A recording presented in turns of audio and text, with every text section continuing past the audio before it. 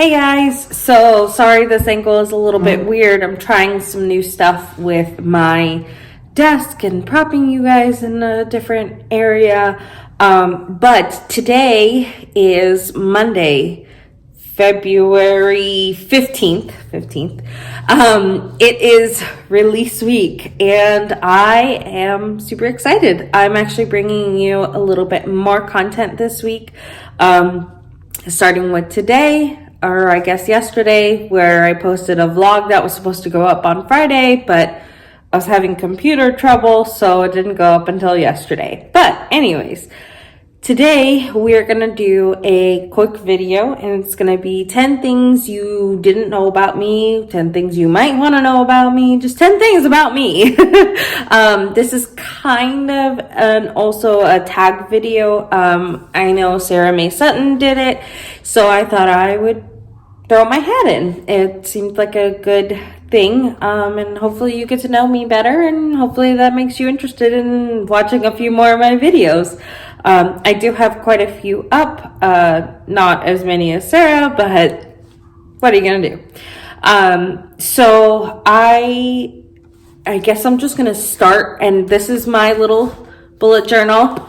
It's blank, but I wrote out my 10 things so I didn't forget, because believe it or not, as much as I like talking and talking about myself, I went through and I had gotten like 4 or 5 like facts, and then I struggled the last half of the list. So it was a little bit difficult. I'm glad I wrote them down, prepared a little bit before I started this video, because it would have been a disaster if I didn't.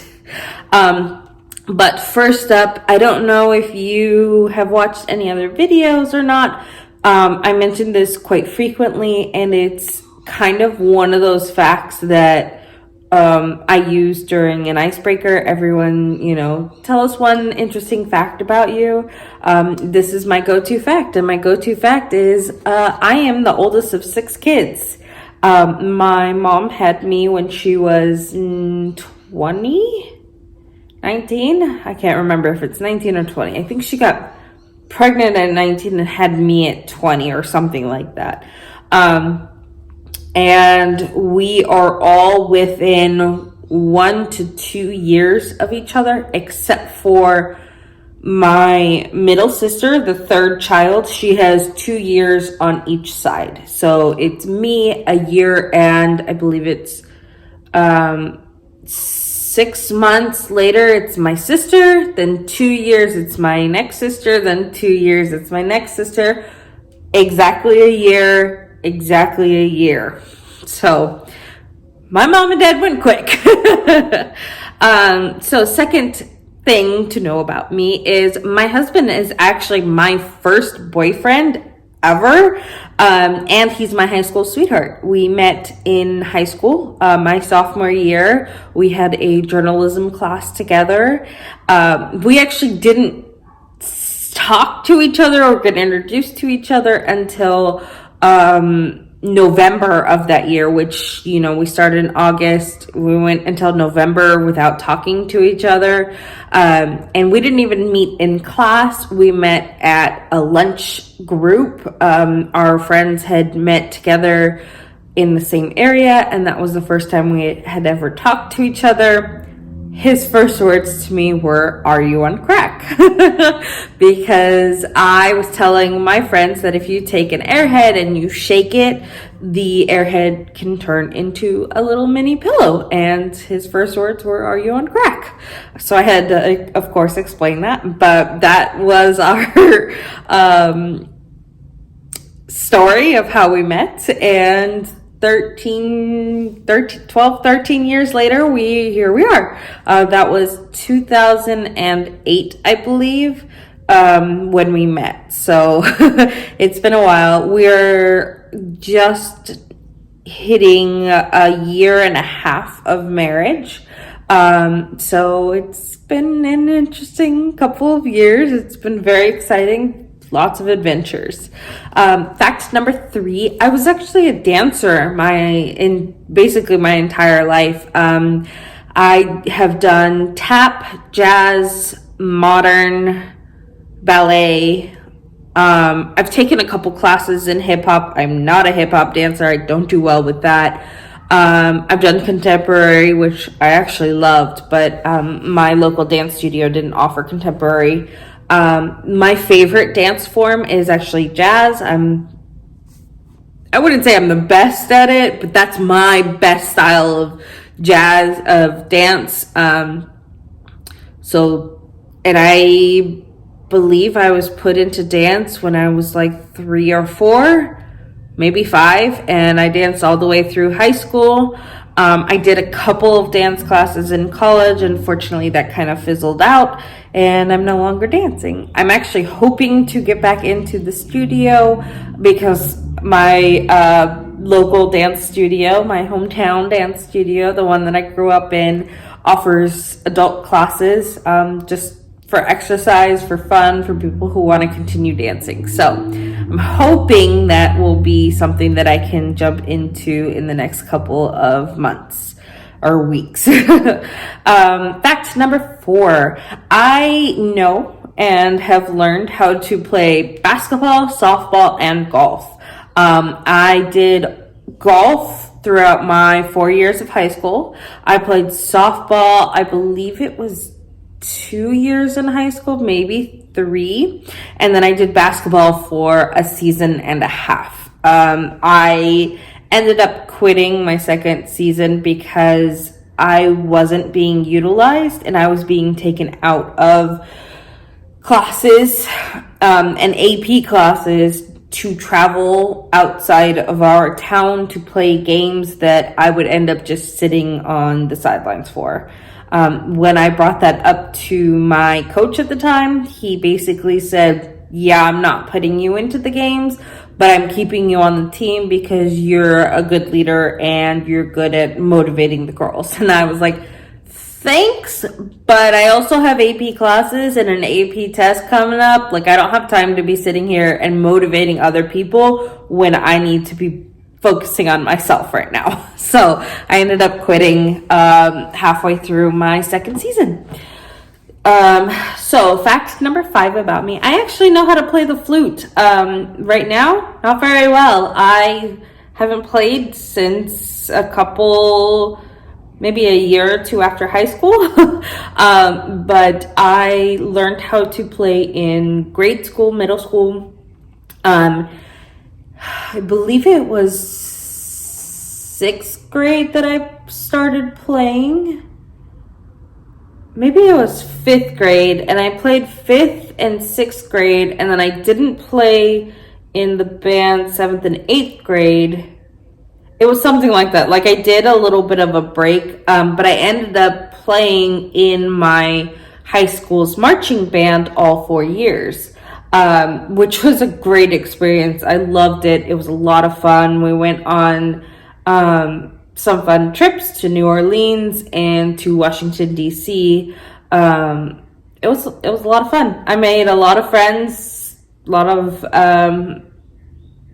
acquaintances, I guess you could say. And I believe that playing an instrument and learning how to play an instrument really focuses your mind. It's a big benefit. I don't know if I want to go back to playing, but it was something that I actually enjoyed, and it's something that I think everyone should actually learn, whether or not they go into the marching band, into ensemble, jazz band, whatever they do.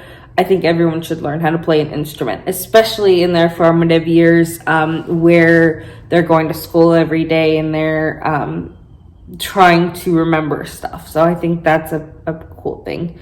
Fact number 6, I actually started a club in high school. I named it the Reading Improvement Club, or RIC.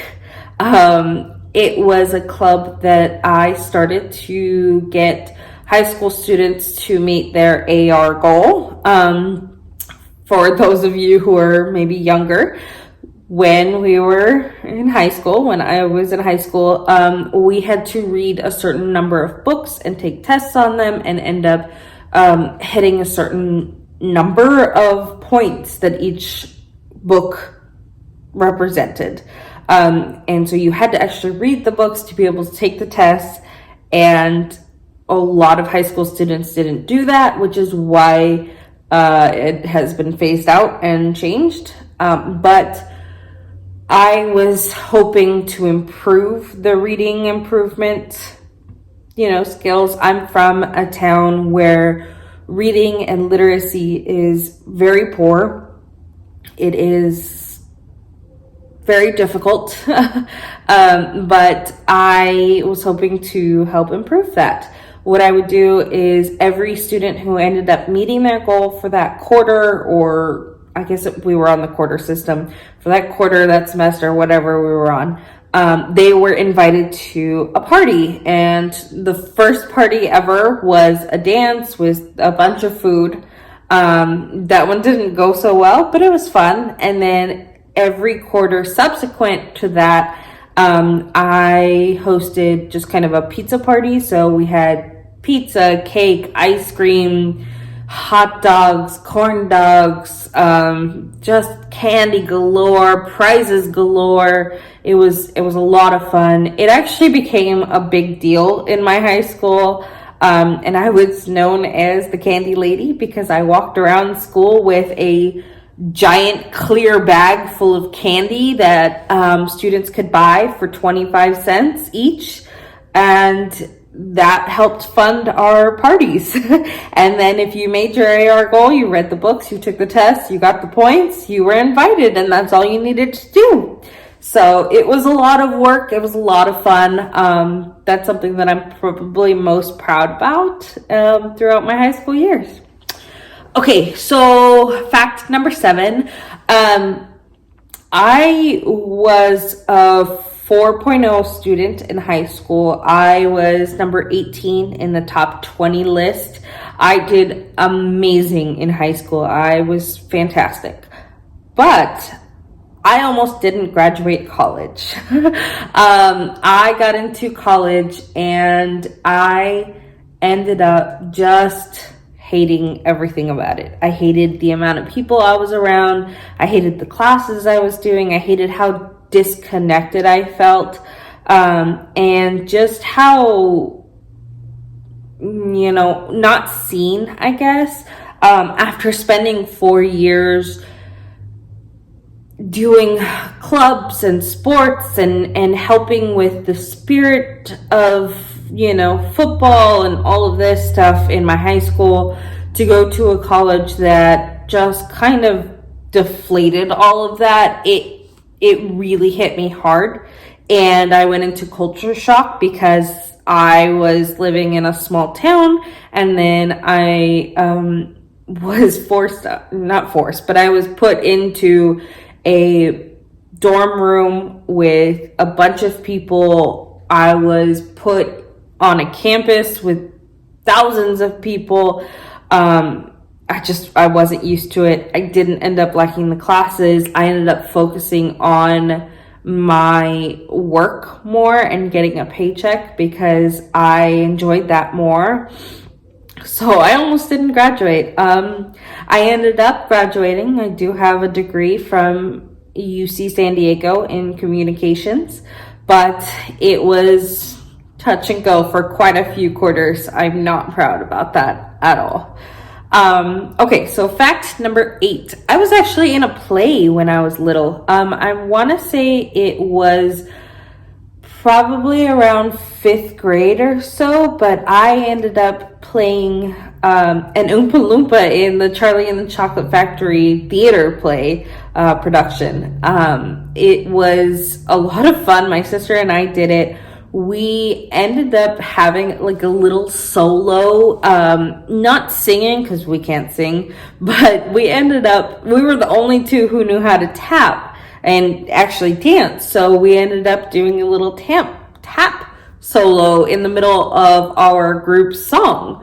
It was actually a lot of fun. I still have fond memories. That was the first time I ever learned what eyeliner was and how to do it. It was the first time, I had been on stage that wasn't about a dance. in our local dance studio or dance recitals were very mute. There was no words, there was no talking, there was just gestures and all of that. So it was a different view for the play. It was a lot of fun. I enjoyed it. So fact number 9, I actually participated in 4-H throughout my childhood. 4-H, for those of you who don't know, is communication is an organization within smaller communities that are focused on agriculture and raising animals, that help the youth actually learn how to raise an animal and then auction the animal off, whether for stock, for meat, for pets, whatever the person who wins the auction wants to use the animal for.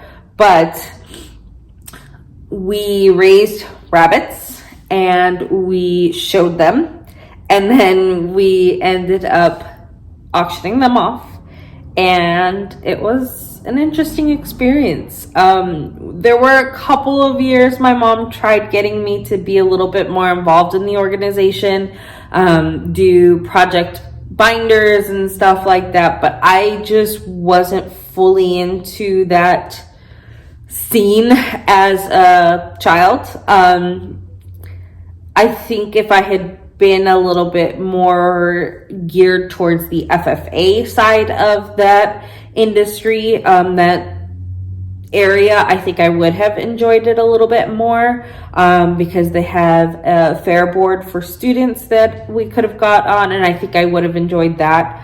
But suffice it to say, it was an interesting couple of years. I showed rabbits, cavies, which are basically guinea pigs. I showed some chickens for a little bit. I actually won my junior year, maybe sophomore year of high school. I won second place out of my class, and then I was able to move on to the round robin section or level. And in round robin, you sit there and you go through and you show a bunch of different animals. You basically show every animal that's in that class or that area. There's 2 classes. There's the lower class, which are the kind of the small animals, and then there's the large class where it's the cows and horses and steers and all of that. I was not in that. Oh, and pigs. I showed a duck, a sheep, a rabbit, a chicken, a cavy, and I think that was all. And maybe a dog. Maybe I did have to show a dog, but I'm not sure. I don't remember all the animals, but it was an interesting experience. I got to show animals that I had never shown before, learn a little bit about them. Unfortunately, I didn't do well in that round at all, because my focus for that year was win the class with the rabbits and be happy, and that's what I got. So, fact number 10 about me. This is the last fact if you have been counting and keeping up. But the book that I am actually publishing this week, Guardian of Spirits, The Awakening, Book 1, it is actually going to be my 4th published book, if you didn't know. I'll put the links down below just so you can see it, but I actually have 3 other books that are published and available for purchase on Amazon. I meant to grab them before, but let me grab them for you guys. I have a middle grade, which is called Peter's Treasure. It is a book I wrote for my husband for 1 year anniversary. It is about 25,000 words, and it's a retelling of Peter Pan. So that one was, and that's just another copy of that. That was my latest book that I published in October of 2020. This is the first book I ever published. How Not to Be Just Another Freelancer. This is my maiden name, which is why there's a different name. But This was the first book I ever published. It is a kind of a how-to guide. It's all about how I ended up doing freelancing and how to actually be better at freelancing. It was an interesting time. It was fun, but I'm no longer doing that. And then the last one that I just published was The Witch, which is the prequel novella for the Guardian of Spirits series. So if you can see, it says a Guardian of Spirits novella, The Witch. And I'm super excited about this one. It is a very, very short one. I think there's only like 15,000 words in this, maybe even less. I don't remember. But this is the start of the series, and I'm actually waiting to get the Awakening copies fairly soon. So we have 3 books, and this book is very big. But yeah, so this book, The Awakening, which is number 1 of the Guardian of Spirit series, will be published February 19th, which is this coming Friday. I'm so excited. I'm so excited. I'm not freaking out, not even a little bit, but I can't wait. We're having a live stream 2 p.m. Pacific Standard Time, so if you can join, please feel free. And whoever is in the live stream gets entered into a giveaway where I'm giving away 2 signed copies of The Witch and The Awakening, 2 sets. So you will get The Witch, The Awakening, both signed, and 2 people will win a copy of each. I just can't seem to explain that very well without having the books in my hand. But anyways, hopefully you understand what I mean. Hopefully you can join me for that live stream. I'm going to stop talking because I've been talking for 22 minutes now, and I'm sure you're tired of hearing my voice. So have a bright and colorful day. Keep writing, and I'll see you guys all next time. Bye.